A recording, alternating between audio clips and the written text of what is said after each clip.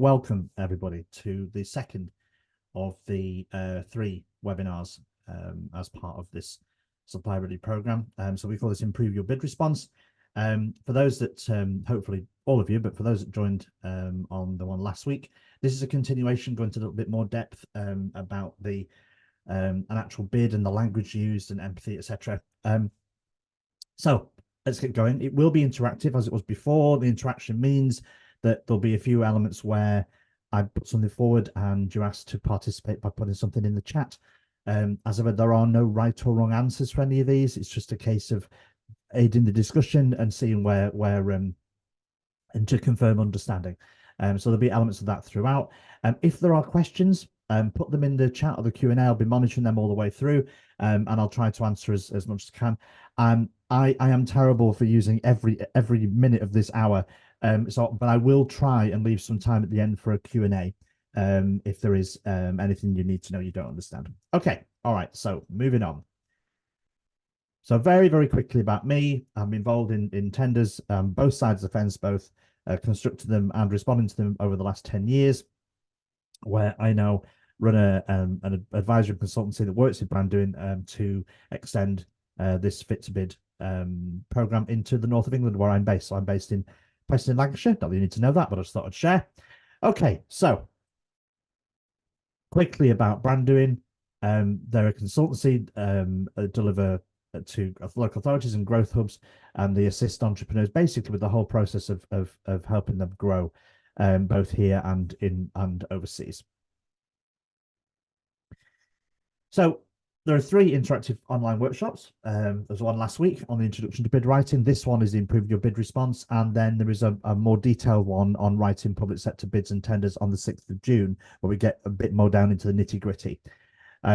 So by the end of these 3 sessions, you should be armed with a lot more information. It's not going to turn you into an expert, but it is going to give you an understanding of how the process works and some of the terminology, and get you more comfortable with part as you go through the rest of the Fit to Bid program. So these are the elements we cover. But we got into this last week. Why do organizations go to tender? What do they look for? Getting the basics right. And then today, very much what makes up a winning bid, understanding questions, confirming your solution, etc., how you articulate that, how you research, and how to write a bespoke, accurate, and clear, concise bid response, which are the really important elements. So, and then just again, the last bit of going over this is the Fit to Bid methodology, where really now at part 3 we're talking about bidding skills. There's a grey box there for number 2, online bid capability assessment. I implore you, you should have received a link. If you haven't, then you can reach out to links we'll talk at the end of the of this webinar, to make sure you complete that online bid capability assessment. It's just a series of questions that will help you when you go into 2 one-to-ones. So that this is obviously, we're giving you general information in these webinars, but this will give you a lot more specific information geared to your business and your needs and your what you offer. And the other ones I want to point out is there's at least one, there might be 2. I'd have to double check on that. The Meet the Buyer events, where you, as part of the Fit to Bid program, where you find yourself in the same room as procurement departments from local authority, but also tier 1 and tier 2 buyers, which are like large buyers. It's an incredible opportunity to be in front of those people and talk about what you can provide. Okay, so these are the program benefits. I'm not going to go through all of them, but you know, these, as I said, two Meet the Buyer events, 2 confidential one-to-ones, help you with expression of interest, etc. You complete a tender business model canvas, which is your bespoke plan. You talk about your value proposition, etc. Really puts you in the right position. That's the whole point of this whole process. These 3 webinars are part of that. Okay. So very quickly, what we went through last week, we talked about why organizations go to tender. And if you look through the lens of the public sector, primarily it's because they have to. It's down to being transparent, making sure that they spend public money correctly, and that it fits with the budgets that are set each year, the kind of things they look for in the companies they want to work with, how to get the basics right about understanding the objectives, answering the questions clearly and correctly, and doing some research on the client, which I think we went through and talked about how straightforward that is. Really, research a client, just go onto the local authority's website, and pretty much all the information you need will be on there. Okay, so that's what we covered last week. What are the principal elements of a winning bid? If last week we saw this quick graphic, so directly answers the questions, shows understanding of broader needs and objectives. These are the two areas that we went into last week, but there are others. Demonstrate a credible, competent solution, confirm the benefits for the client, include evidence to support and convince, and write leanly, clearly, and precisely. And today, we're going to concentrate on those four areas. So we're going to talk about golden rules. We mentioned golden rules before. There are some real golden rules. One's about answering the question, about using clear language, etc. These we use this term a lot because these are the things that are really, really important to make sure that you get right. So let's look. So golden rules round how, the who, what, where, when, and why. So there's several ways of approaching this, but if you're talking about what you do and what you offer, you have to have something that fits into each of these boxes. So your how, a complete description of how you'll execute the required work. Yes, so a really, really good, concise description, not a marketing type description, not a brochure type description, a factual one. And as it says that, it must be substantiated. Yes, so it must be substantiated by doing your who, what, when, where, why, and other evidence. So if you say who actually does the work? What's the makeup of your company? If it's just you, or you have a particular structure in your company? Do you have a supply chain of other companies? They all have to be detailed. What do you do? Exactly what do you do? Your MET processes, your deliverables, your products, etc. When? So if there are in a tender response, there'll be timings, etc. often, and therefore, oh, just quickly, sorry, but just are we going to receive these slides? We need to make notes. You don't receive these slides. It'd be best to make notes. But if you this information we've got again in your one-to-ones and in other parts of the program. No, we don't share these particular slides. So if you make some notes, but the other thing I would say is these webinars are recorded and they're placed on Brandywin's YouTube channel, so they're always there for to be available. Because also when you go onto YouTube, not only can you see the slides again, but you also can get the transcript of what I'm saying. Okay, so that's my suggestion there. Okay, so everything's still available. This particular webinar will be up on YouTube within the next week. Okay, hopefully that answers your question, Safi. Sorry, I've got your name incorrect. My apologies. Right, moving on. So let me go back. So as you can see here, so we're talking about when. So if there are dates involved in how this does, we make sure that you explain how those works. Where you work, if it's geographic, then you need to understand how that works. They need to make sure that they understand that you can deliver what they need to be delivered, whatever service it is or product. And why? So this is really where you talk about why you operate in a particular way, how that benefits the client, and how you can evidence that. Evidence is everything, but why you do a particular thing in a particular way and how that will benefit is a really important, as we talked about last week, benefits and as against features. So you can say, well, we do this because it's great. Well, you know, that's no good. You do this because, and the because always has to be benefit based. So your USP, your unique selling point, this can be an area of issue, because what you're really looking for is something that makes you stand out. And what is a differentiator is the word that I would use. So as it says, the key word is unique, and it's used too casually. Absolutely. If you want to describe yourself as unique, you better be able to back up the fact that you're unique. So unique, of which there is only one, unmatched, unequaled, having no like, equal, or parallel. That might be the case for your company, but for most of us, it isn't the case. We're in a crowded market. We might have little elements that we do that are different, but there might be substantive parts of the same. So how do you overcome your lack of uniqueness in a crowded market? So you do that by having an innovative approach to a standard procedure. So elements of your solution approach that meet a key customer requirement differently, better than your competition. So a lot of that is in the language that you use, the differentiator you use. You have an opportunity to talk about what you do in your response in a way that sorry, in a way that shows displays your benefits and your value. So the thing about this is, sorry, my laptop having a moment there. The thing about this is the language you use, the way you describe, the way you talk about benefits, the way you show how that would benefit the client is a differentiator in itself. Even if your procedures are the same or similar as your competition, you can, if you put them across in a way that displays value, that is by definition a differentiator. So, as it says that. So what? The so what is what you're trying to avoid. What you don't want to do is write a response. In fact, you don't want to write anything to any customer, be it public sector or in your more commercial customers, and tell them about something that you do or what you do, and then have the ability to go, so what? The so what happens if you don't include the benefits. So a really simple way we say, oh, we have this particular machine, right? I know it's oversimplistic. We have this particular machine. So what? This particular machine enables us to, and the benefit to our customers is, and the benefit to you is, and what that would deliver is, and that's the difference between a feature and a benefit. And that's a very, very simplistic way of looking at it. But it is really important. Avoiding the, well, so what is incredibly important. So exercise one, as I said, there are no right or wrong answers. This isn't any kind of test.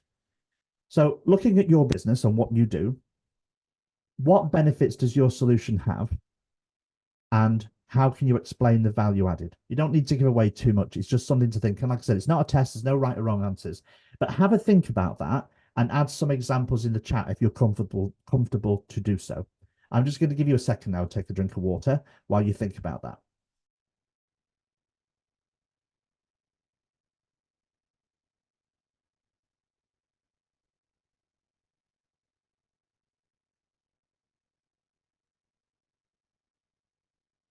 Now, the fact is, this isn't easy. It isn't easy.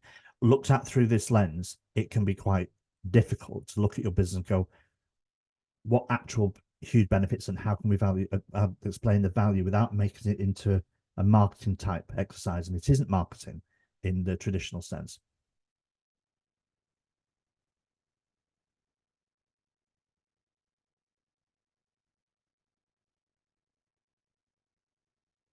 So make only available realistic scenes in UK. People don't live in shipping containers. I could do some context on what you put there, Mick, because I don't know your business. Dennis, digital management consultant with no teams on the ground and flights for working with customers. Again, I don't understand the context of that. Fire investigation training, right? Okay, right. Okay, I get that. I understand that. Realistic scenes in UK, people don't live in shop. Yeah, so doing investigative training in a shipping container isn't realistic. I assume that's and if you can demonstrate that, absolutely. Eldon, 20 years Microsoft Analytics data recruitment experience, worked for the best companies, internal recruiters, close to HR. Right. Okay. So Eldon, they're facts. Right? They are facts and they're interesting. But a phrase you could think of with all these things is write what you do as a fact and then use the three words which means that. And what you've got to do is, if you look at what it's absolutely right, but they are facts and they're interesting facts.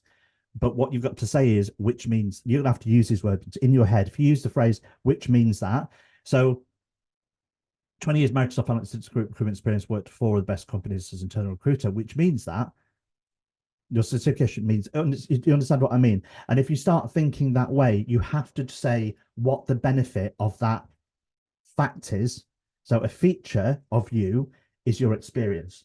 The benefit of that experience is. And that can be backed up by examples and case studies and reviews and testimonials, etc. Okay. So thank you for that. It's not an easy exercise. It's not supposed to be. It's quite a tough thing to get right, but it's so important. So examples of the kind of words you can use to do that kind of which means that. Saves something, so time. It reduces or eliminates a cost. It reduces a risk, it improves staff morale, it increases turnover. You see, these are all positive benefit type words. So it reduces it, decreases it, improves. It's something which is always come back to, and you don't have to use the phrase which means that, but I think it's a very easy thing to get into your head. It's which means that it saves management time, as an example. So Dennis can identify more quickly and technically assess and can work in parallel more effectively with each other. Yeah, that's getting on the same on the right lines, Eldon. Absolutely. You know, that's and digital consulting were able to deliver savings for customers. Yeah, you can go another level on this, but obviously we've only got so much time. But that's got you thinking in the right. Yeah, we use the best new tools, experienced and qualified workers. Damien, yeah, which means that we use the best new tools so it's more efficient, it's more cost effective, it uses better time, it uses less resources. You have qualified workers, which means you follow. So this isn't criticism, it's just trying to say, right, okay, be careful about seeing the difference between a fact and a feature and then turning it into a benefit. All right, so we're all in the right lines, in construction. Yeah. So using the best new tools, what's the benefit of using the best new tools? What's the benefit of having qualified workers? It might seem obvious, but it's not. You've got to bear in mind the people that read your response are not the experts. They tend not to be the practitioners. There will be a procurement team who have something that they need to with basically boxes they need to tick with it. And the thing about that is it needs to be really, really clear. Don't assume knowledge. Do not assume understanding. Make sure it's absolutely crystal clear. So don't miss an opportunity to go in whatever phrase you use, which means that we use the best new tools, which means it's more efficient, it's more cost effective, it's etc. etc. I hope you see that.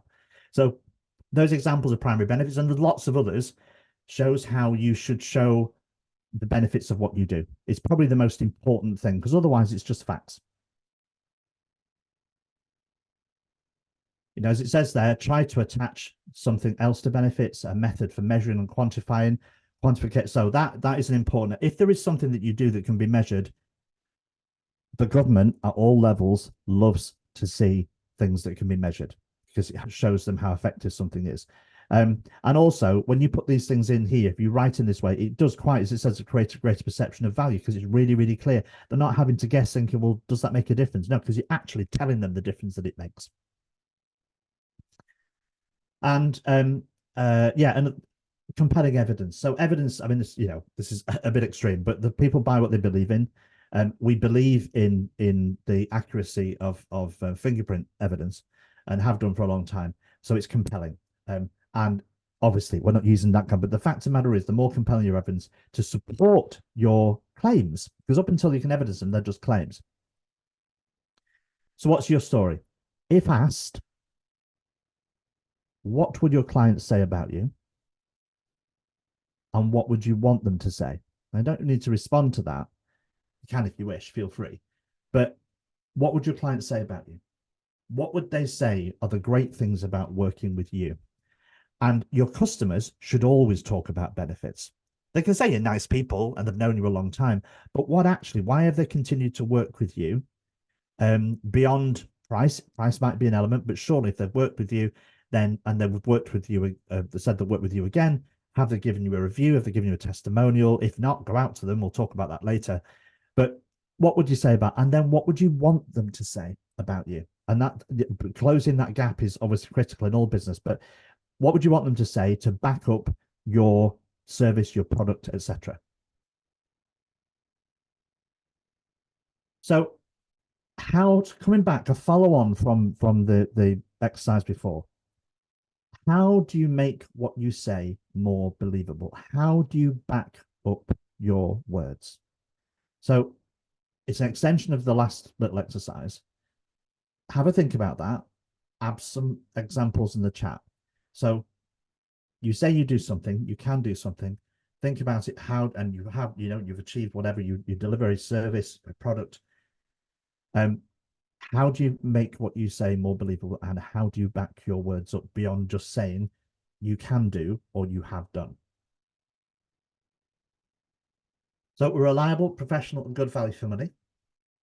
And so Yeah, I was going to say, reliable professional equipment. What you'd really want from that, Damien, is they are all, and I don't doubt that they're all absolutely true, but what you want to do is then, and we can show this by, this is the feedback from customers. Other people put testimonials. Absolute testimonials are priceless. Um, each statement needs to be backed by evidence with reviews, testimonials, and references. Yeah, absolutely right. There are areas of this where they may well look and ask you for references. There are sometimes in some of the responses you'll ask for case study recommendations and testimonials. Yeah, all incredibly powerful, because then it just shows, well, we're not just saying we can do it. Look, our customers, our previous clients, that they've given us something here, and use ones that are within the last year. And if they could be, that if they wanted to reach out and contact them, that they would be happy to back up what they said. So anybody that's written a testimonial is going to say, happily giving you a testimonial, is going to back that up. And it's something you should think about. If you don't currently have testimonials, but you had customers, that reach out to your customers for testimonials. Ask them a couple of questions about how to be. You can talk about in your one-to-one about this, how to approach this in a really positive fashion. But it's really, and you could believe me, your customers won't mind. They really won't mind. If they're happy with you, they'll write a testimonial for you, which is incredibly valuable. And that's the point. You make it believable by showing evidence. You back up your words from your client base. So types of evidence, objective evidence. Yes. So some of these things are, like I said, accreditations, audits, surveys, proofs, testimonials, references, awards, site visits, financial guarantees. Be careful with awards, because that's depends upon the quality of the award. You're trying to get video testimonials too. Yeah, that's Bill. The thing about video testimonials, they're brilliant in all sorts of ways, but obviously you can do them twofold. You can't attach a video to your for a response, but what you can do is you can use the transcript. But obviously, video testimonials on other areas of social media, incredibly valuable, really, really strong. So they do both, because, like I said, you can have the video, but you can take the transcript and you can use that as a testimonial in your written response.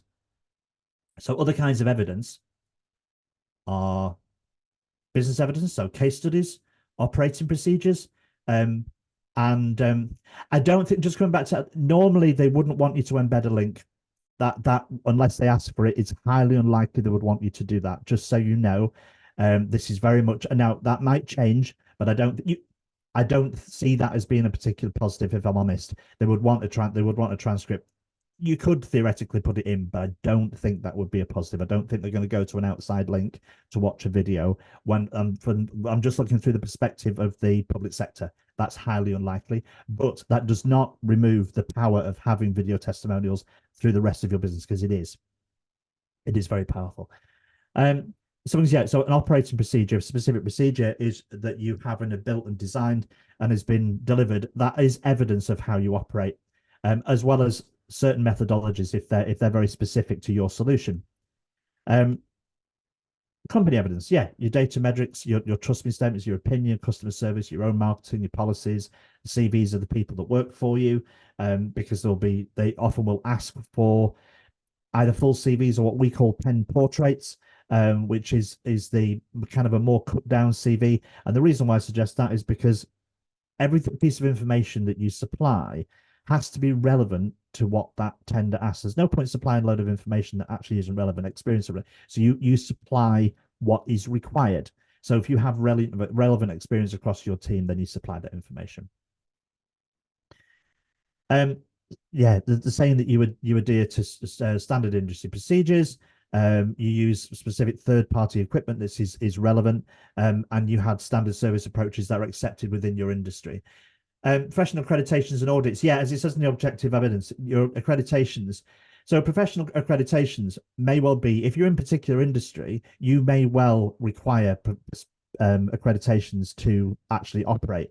Or there may be a case of there are some tenders, so example, where a government department would want you to have ISO 9001, which is a quality accreditation and also includes an audit.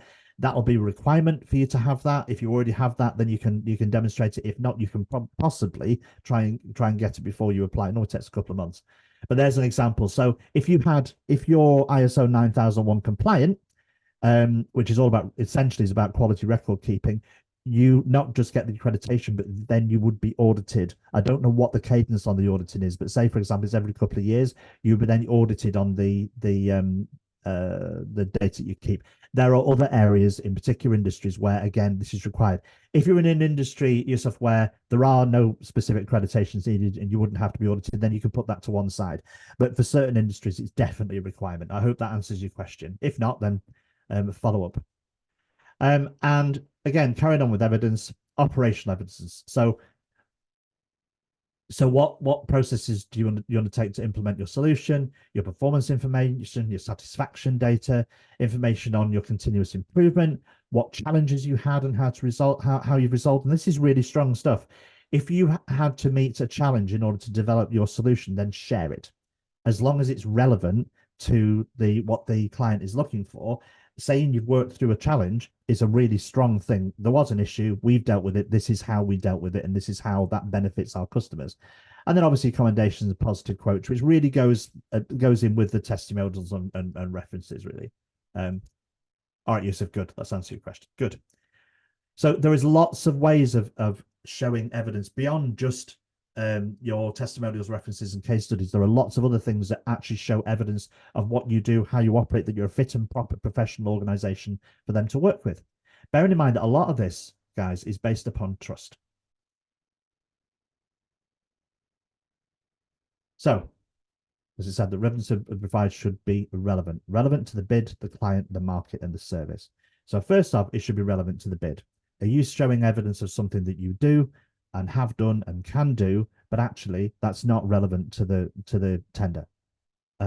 It's not relevant to the client. If you've done the research, the client, it's not something that they would actually be interested in, or it isn't something they've said they need. Is it relevant within the market and the service? Have you, by any chance, come up with a solution to a problem that doesn't exist in the context of this tender? It should be as recent as possible. So yeah, so that our yardstick that we use for recent is within the last 12 months.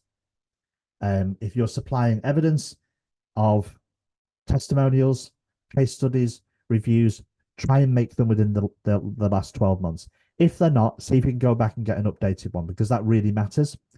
It will make the evidence you're supplying look so much stronger. You spend time developing that evidence in the areas where you're showing your professional or your process-based or your methodologies or the challenges you meet, then put some time in to develop that evidence to show what difference it's made and how that benefits. Include case studies. Case studies should be, we haven't got time to go into what a case study is, but case studies should follow basically a STAR principle, STAR, which is a situation. What was the situation? What was the task needed? What was the action that you took? And what was the result? That's a simple way of looking. So situation, task, action, result. I nearly forgot the A for action there for a second. So situation, task, action, result is a very, very good way of approaching how to write a case study. There is a lot more that you can look at how to build a good case study, and you can go through this with throughout the rest of the Fit to Bid program with the guys in Brandon. And ultimately, you include it in your planning process. We mentioned on the last webinar that you have to have a timeline for doing all this work, because there is a lot of work involved. I'm sure you're realizing now how much work is needed.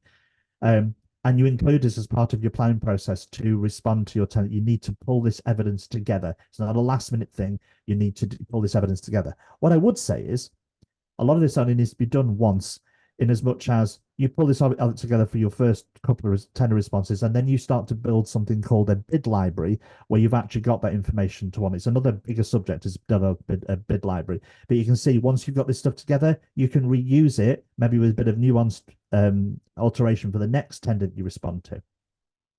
So it is a very worthwhile process. The golden rule: less is more. Write accurately, clearly, and concisely. Less is more. So there is a profession called copywriting.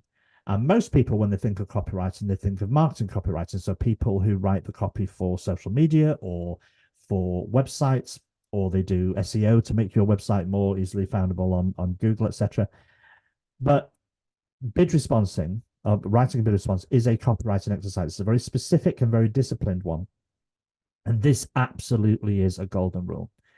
So if you sometimes on your bid response documentation, and we'll go through the documentation and some of the procedures in more detail on the next webinar, just so you know.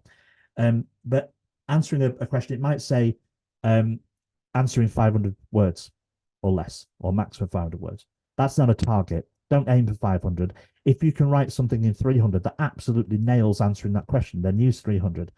You look through and any words that you can remove or technical language you can remove or explain more easily. This is incredibly important for the reason that I said earlier. The first stage with your tender response will not be likely going to the department or the people that will utilize your service. It will go to procurement department, which is a lot more general. So make sure you are writing it in a way that is accurate and professional, but is also really, really clear to understand. That you're not using language that go, I don't understand this, I don't get it, because that's what you don't want. Or worse is that also what it doesn't mean anything to me. I don't understand what you're trying to say or what the benefit is. Less is always more. And this, again, this is a learned skill. And this is why bid writers are they're quite a rare commodity. I know a lot of them, but I say I know a lot. There aren't that many around. They're quite so. This is the reason why it's worth learning how to do it yourself. But writing in a clear, concise fashion is a skill, because simple, not simplistic, but simple is hard. So the looking at your writing, what you've done, and making sure that says everything. There's no superfluous words. And that you get somebody else to read it. I think, again, we mentioned that in the last webinar. Get somebody else to read it to make sure that it's crystal clear. It's incredibly important to get this right. So you must not connect, not distract. Yeah, which is an extension of what we're saying. So the evaluators not dig for your strengths. No, they won't. They've got a lot of it. They've got lots and lots of it. It needs to jump off. I was going to say jump off the page. It needs to jump off the screen. So you make their job as easy as possible. You put yourself in their shoes. They're looking at multiple responses to multiple tenders, but they're looking at multiple responses to one particular tender as well. And how do you make yours jump out? How do you make yours easy to read? It doesn't waste their time. They don't have to try too hard. They'll appreciate and think, do you know what? This company absolutely understands what we're trying to do. And if you look through that particular lens, rather than just go, well, we answered the question, that no, the differentiator is, as we said before, an excellent bid response is going to be more successful than a poor one. And an excellent bid response will hit all these boxes. It will use empathic language. It will be supportive of the needs of the client. It will show shared values because you understand the values, because you've looked up their values on their website. It will be authentic and accurate, and it will have evidence, and it will show a human side, in as much as you will show that you really want to do this, and this is how you want to do it, and help them deliver whatever that service actually is and understand the bigger picture. This is really, this jumps off the page. And again, it is a skill and it's something you get better at. But once you start to think this way, hopefully you're seeing this is not how you put a brochure together. It's not a marketing brochure. This is a very different thing. This is about building something, a response where the procurement team are going to think these are the right kind of people that we want to work with to get through that first stage. So no double speak. Precise and clear language. These are our rules for all marketing. I mean, these are things where, regardless of the public sector, all your marketing, all your LinkedIn posts or whatever else you might do, or Facebook, but all these things you might do, you follow these, they will improve. So you don't use a metaphor, a simile, or a figure of speech, which you used to see in print. Don't do that. It's lazy. Never use long words, or a short one will do. If it's possible to take a word out, always take it out. Never use a foreign phrase, a scientific word, or jargon if you can think of an everyday English equivalent. Write as you speak. Write as you speak sounds really easy. It's not a consciously easy thing to do because you don't do it. You sit down. We've all done it. Sit down, right? Okay, and you tend to sit into a formal set, and it's actually hard. It's gonna say it's hard to do. I'm saying these things are hard, and they are a learned skill, and they are. But I'm just trying to plant these seeds into you, that if you write as you would speak to somebody, explain it to them, it will be far better. Then you remove, I'm not talking about ums and ahs, but you remove the any words that just don't need to be there. And jargon is a really big deal. If it's absolutely unavoidable, then make sure it's understood and explained. But if it can be avoided, avoid it. If there's another way of saying it, the people you're son, remember, are not the experts. You've got, and using a lot of jargon is not an advantage. It doesn't make you sound big or clever, to be honest with you. It's got to be really, really clear. And then at the bottom, just to contradict it all, break any of these rules rather than saying anything outright irrelevant. Yeah, everything has to use some common sense. So if you have to use a long word, if you have to use an extra descriptive word, if you have to use a scientific word or very, very specific jargon because it's unavoidable, make sure that it is unavoidable. So don't stick to rule just for the sake of it, making sure that everything is relevant, everything is accurate, and there's nothing there for no reason. So generally, never use the passive where you can use the active. So an example would be passive, Oliver Twist was written by Charles Dickens, whereas the active is Charles Dickens wrote Oliver Twist, which is less words by 2, but is also stronger as a sentence. An example, I don't know why they use these, but anyway, the opera singer was heckled by an onlooker in the crowd. An onlooker in the crowd heckled the opera singer. And you can see that that's actually a good example. The opera singer was heckled by an onlooker in the crowd. It's quite an uncomfortable sentence. As I'm reading it out, it's quite uncomfortable to say. Whereas an onlooker in the crowd heckled the opera singer. Now, I don't do this, but it was suggested to me, and it's an interesting point there, that maybe you could, once you write a response, you could read it out loud. If it's difficult to read out loud, it's probably difficult to take in. Now, I'm saying this, I don't do this, but I'm thinking about it now, about those two sentences there. That is a really uncomfortable sentence to say. The opera singer was heckled by an onlooker in the crowd. It almost feels like a tongue twister. Whereas an onlooker in the crowd heckled the opera singer is really, really clear and uses strong active language and less words. So avoid jargon, Americanisms, hyperbole, avoid great and fantastic and amazing and super and all that, unless it's absolutely necessary. And I can't think of many areas where it would be necessary. That I will literally die. We all know the word literally is now actually been redefined because it's so misused as a word. The literally is soon to be no word for literally, which is a whole other subject. But anyway, using phrases like that or anything like that, which I know it seems extreme, but actually it is a trap. It's easy to fall into. Avoid random capitalization. That's a really good example of a terrible sign. It doesn't do anything. It doesn't emphasize anything. It just looks terrible. It's very bad on the eyes. And some of the responses, the response to something you write isn't necessarily instant. It can be a subconscious thing. The reason why is it what I'm reading here I don't like? And these subconscious things people don't realize, it really does make a difference. So avoid them if you can. Avoid writing we would, can, or could, or we propose when you can write will. Avoid using the plural when referring to companies only. Brandoing is running this workshop, not Brandoing are running this workshop. Again, this is it's just more powerful. It might seem slightly petty. It might seem like, oh, this is, but really, if you're writing a long response, using this positive, strong language builds a positive, strong picture of your company and your solution that you're proposing. So, this is a long phrase, and so we're saying take away his homework. So what we'll do, we're going to go through this. I don't actually expect to do this exercise, but we'll do this together. So rewrite the passage to be lean, clear, and direct, to reduce the number of words, but still say the same thing. So what I'd like you to do, I'm not going to read it out. I'd like you to just read that passage. And then I'm not going to ask you to correct it. We're going to go into the next slide, and we'll rework it to say the same thing. So as you're reading that, I think you'll agree that's a little, might call flowery. It's a little convoluted. It's not the clearest paragraph. I have read many, I think we all have, many paragraphs like these over the years. So let's take a look at this and see how we could improve it and say the same thing.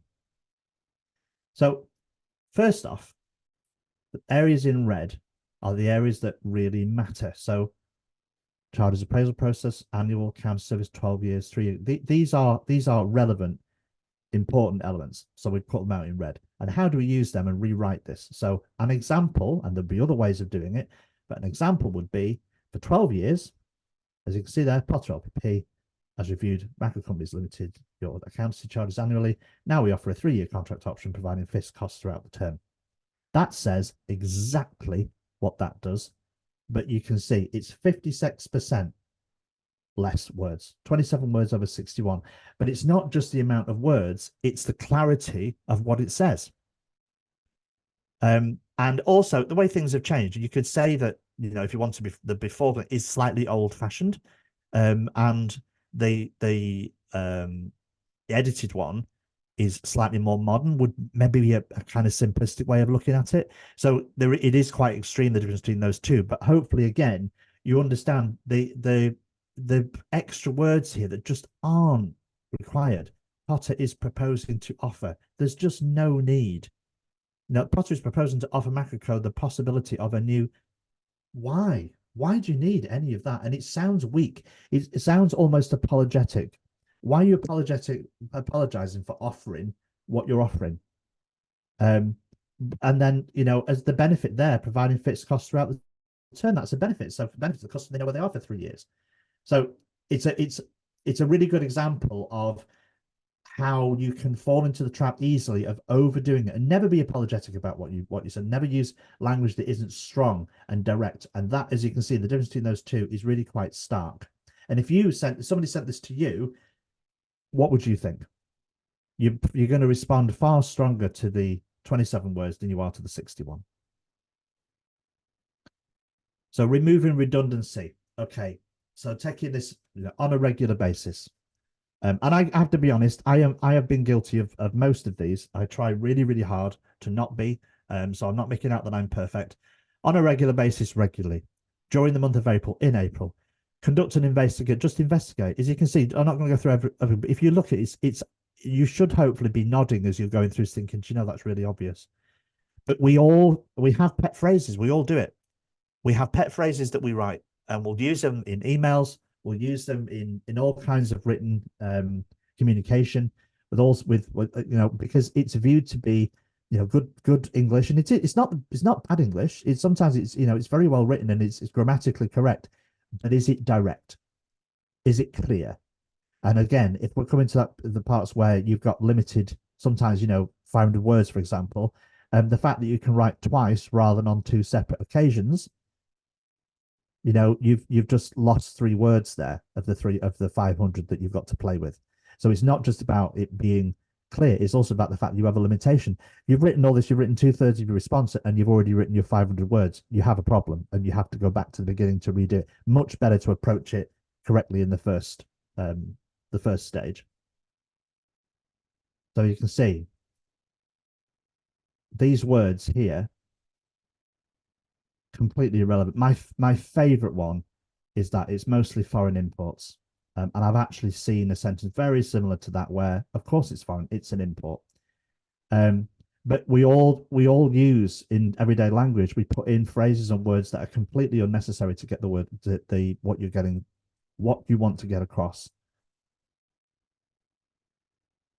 Again, I'm hoping I'm getting some, although I can't see you, I'm hoping you're kind of getting some nods. You're thinking, yeah, of course, that's kind of obvious. And it is obvious. It is obvious, but there is a discipline in order to actually action this.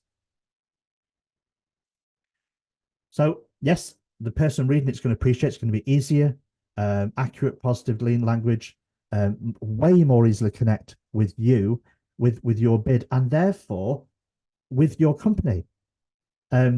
And it is a potential differentiator, as we said right at the top of this. The way something is written is definitely a strong differentiator. So the summary of this workshop, there's a few bits on here into bits we're going to get into next. So compliance satisfies ITT, that's an invitation to tender requirements. You're customer focused, you put a compelling solution together that's easy to evaluate because of the language and the evidence that you provided. It answers the why you by making the language really, really clear and showing the benefits for clearly on not just do we do this or we can do this, but this is why, and this is the benefit that to you, and this is this is the benefit it's had to our existing customers, and here we can evidence that with a testimonial, a review, or a case study. Your proposal quality, that it's well written, it's consistent, professional, easy to understand, and ultimately your evidence, which is probably the most important thing. Nod. Thank you, Mick. But that is the idea. Do you know, sometimes when you talk about these concepts, I'm just going to go back a slide actually, if I can get it to do that. That thing there, and the fewer words. I'm going to maybe just a little bit more time on that, just quickly. Um, it's really, really obvious. And when you go back to this here and you think, oh yeah, it's really, really obvious. But obvious doesn't mean it's necessarily natural. Get good at this. It will benefit your business in ways you can't even gather, not just from the way that you start writing bid responses, but the way you communicate about your business, your, if you like, your elevator pitch of what you actually do. An elevator pitch is hard to write because it needs to be without any superfluous language. It's a great skill to get, and if it's something you're not strong at, talk to other people in your company, talk to people you know about maybe helping you with that, because it's incredibly powerful and useful. Okay, so there's the elements that we've kind of focused on. There's more for us to focus on around the invitation to tender requirements and instructions. That will be in the next webinar. We'll get into right into the weeds about the more about the process of how you actually take this forward. But this webinar about the language and the way we do that, hopefully it's got you in a place where you're thinking, right, okay, yes, I can do that. This isn't rocket science. You can all do this. This is very, very important. You can all do this. It just requires a particular approach. And ultimately, yes, it's not about taking part. It's the winning that matters. Absolutely. You're looking to bid to win. You're looking to respond in order to win. Now, you won't win every single one. But the fact of the matter is, if you're good at what you do, if you can evidence what you do, and you can do that at the correct pricing, which is pricing is an issue, but it's not, as we said before, it's not the only thing. Quality really matters. You can meet the requirements and you can show that you are the right kind of company to work with, you understand what they're after, and that your bid shows this, and it's used really, really clear language. You are going to win a bid eventually.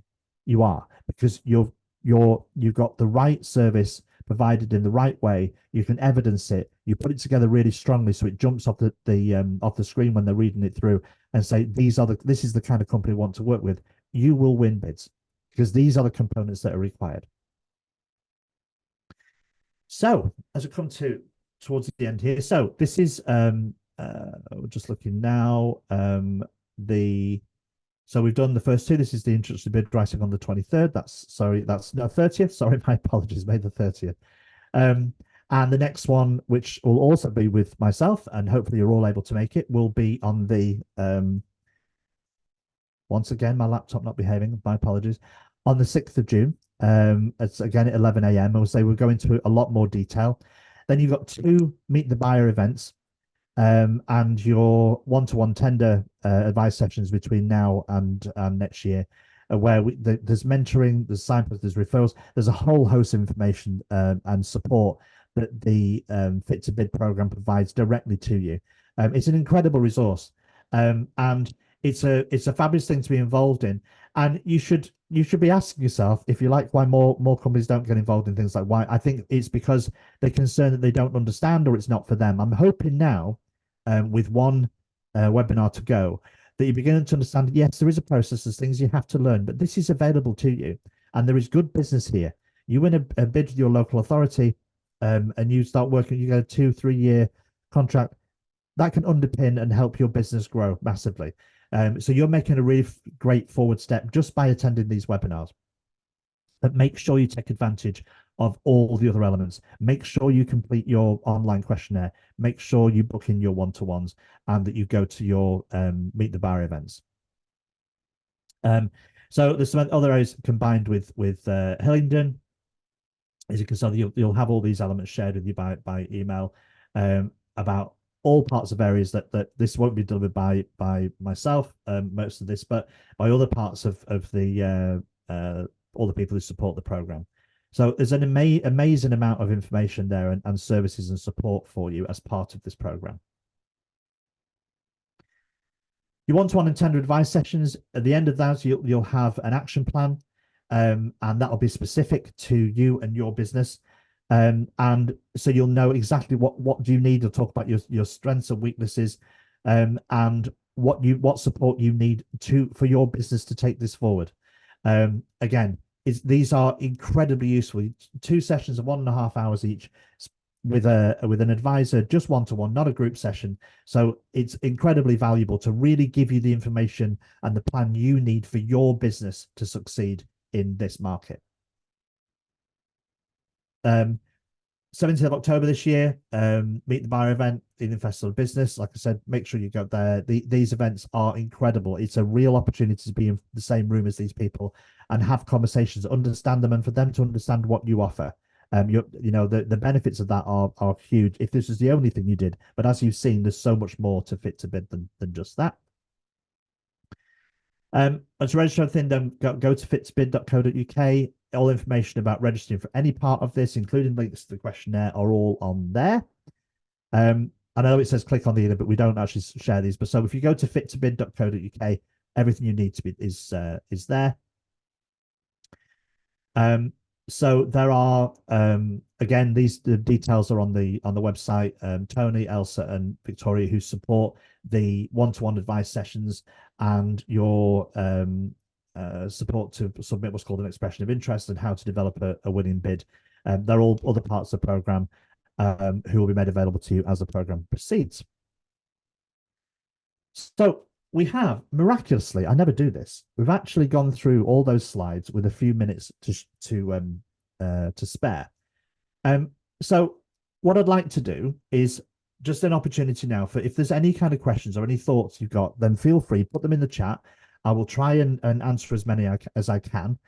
Some things might make their way into, of course, be covered in the next one, which I said is more detailed and is more into the process and on the acronyms that are used, and so to kind of demystify some of the bits that kind of put people off, and make sure that's really clear to them. So I'm just going to give you a second and see if you want to put any questions in the chat or the Q&A. Yusuf, are the bid forms questions standardized? Well, the elements are, there's something called a supplier's questionnaire, which is a standard document to be supplied for every tender. And that talks about your company, how your company is made up, what the structure is, who has most control, if you have a supply chain, what the companies are and how that works, and all about things about like insurance, etc. And there is that's a standard set of questions. Beyond that, there are similarities, but it's not exactly. And so every different department, every different local authority will work in a slightly different way. And obviously questions will change specific to that kind of tender. If you're always responding to the same kind of tender because of the work that you do, you will find that most of that would be pretty similar, to be honest with you. But you can't turn around and say everything's standardized. There are elements that are, there are elements that aren't going to be just be specific to that. They're going to follow a similar format. So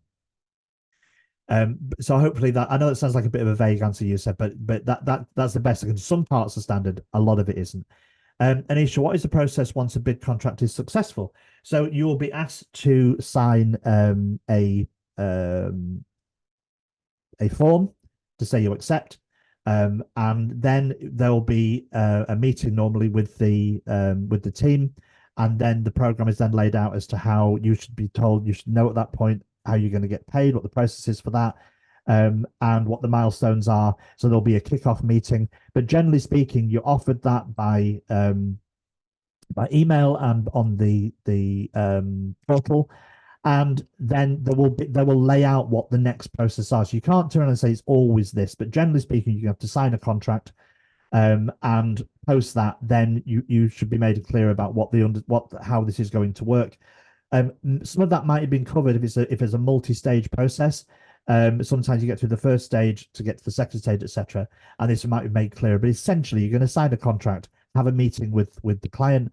And they're going to make that you understand how you're going to get paid and what the milestones are and how you expect it to work, and because there is always a gap between the program being the contract being awarded and when it starts, and that can be 2-3 months, sometimes more, but 2 to 3 months is quite usual. And in that 2 to 3 months is your ability then to make sure you're geared up and ready to go on the date. So you'll have lots of communication with the client, if that answers your question. That is quite general. Again, the specifics depends upon the local authority and the type of program that it is. But essentially, that's what they would do. Once you win, there'll be lots of communication to make sure what's required is understood. Okay, so if there are any other questions that come to mind post this, then feel free to send them, contact Brandewin directly or go to Fit to Bid, and they'll be happy to answer questions. Register for everything. Make sure you've got your one-to-ones in place. Fill in the questionnaire. Set the dates for the Meet the Buyer events in your calendar. So I'm going to thank you all. Oh, there's one more question. My apologies. Oh, thank you, Yusuf. You're very welcome. Thank you very much for finding the time to go this. I hope you found it really, really useful. Make the most of Fit to Bid.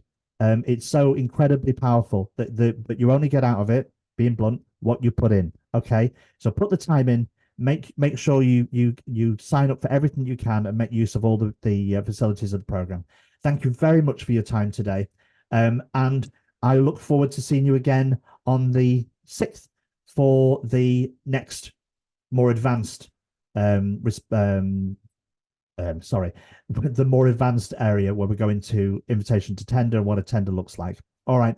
Thank you very much, everybody. Have a good day.